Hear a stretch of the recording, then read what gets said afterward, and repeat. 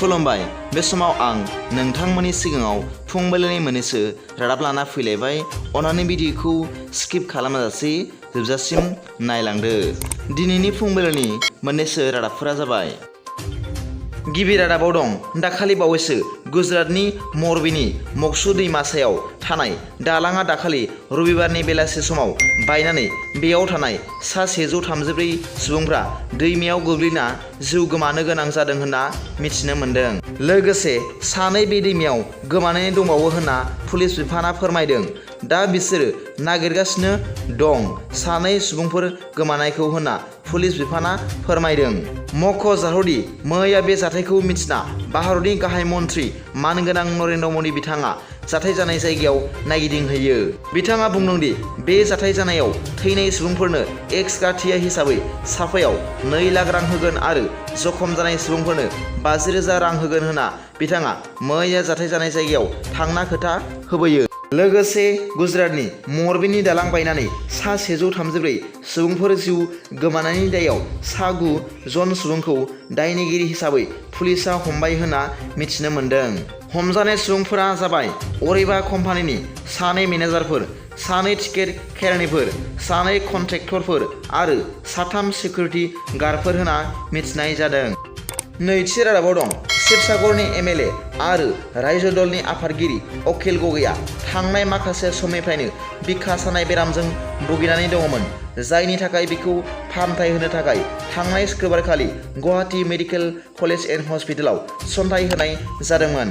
नाथाय दायो बेयाव बारा मोजां जायैखाय बेखौ गाहामसिन फाहामथाय होनो थाखाय दिल्लीनि AIIMS एबा All India Institute of Medical फाहामसालियाव लांनाय जासिगोन होनना खौरां मोननाय जादों।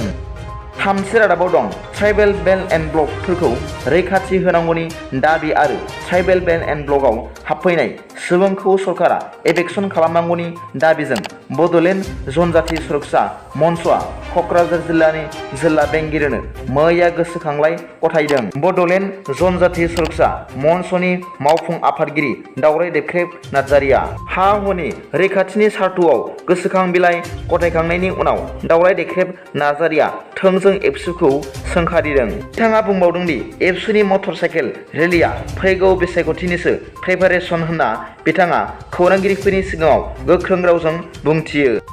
ब्रैथि रादाबाव दं मैया आसामनि गिबि मन्त्रि मानाव गेदेर डक्टर हिमन्त बिश्व शर्माया गुबुन गुबुन बिग्रायारि हान्जाफोरनो मोननांगौ रिहाबिलिटेसनखौ सा 308 सारेन्डार जानाय बिग्रायारि हान्जाफोरनो 1.5 लाख रांनि चेक गथायदों होनना मिथिनो मोन्दों। मख'जाथावदि गुबुन गुबुन बिग्रायारि हान्जाफोरनि मुङा फारि united Gorkha people's organisation, Tiwa liberation army, कुर्की national liberation army, united liberation front of Assam आरो डिमासा नेशनेल लिबारेशन आर्मी।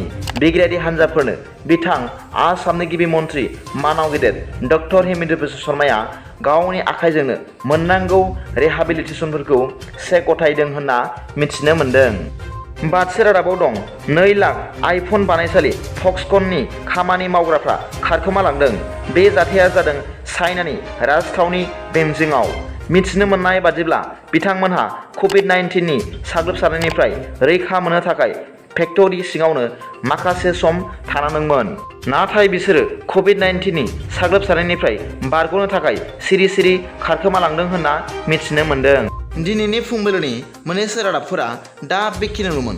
भिडिअखौ मोजां मोनदोंब्ला अन्नानै लाइक आरो साबस्क्राइब खालामनो दाबाव आरो बेल आइकनावबो थुनानै ला, जाहाथे आं गोदान गोदान निउस आपडेट लानानै फैयोब्ला नोंथांनियाव सिगांग्रो नटिफिकेसन सौहैयो। गाबोननि फुंबिलिनि रादाबाव नोंथांमोनखौ आंनि चेनेलाव गोसो गोथारै बरायहरनाय जाबाय। गोजोन्थों। एसेनोसै। जै बर' हारिनि जै।